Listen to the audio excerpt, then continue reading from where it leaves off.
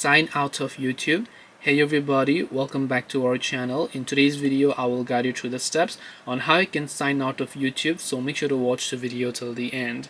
If you would like to sign out of YouTube, it is actually quite very simple to do so.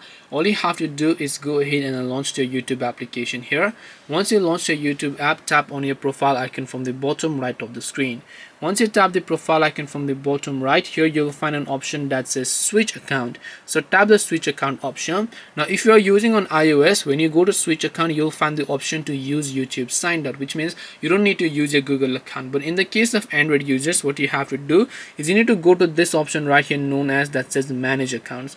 Once you go to the manage accounts page, it will take you to your Android phones where all your account is logged in. Select the account that you would like to sign out of YouTube, tap on remove account, and that account will get successfully removed and signed out. This way you can sign out of YouTube. Hope this video was very helpful. If you have got any questions, then feel free to leave them down. Thank you for watching till the end, and see you soon in the next video.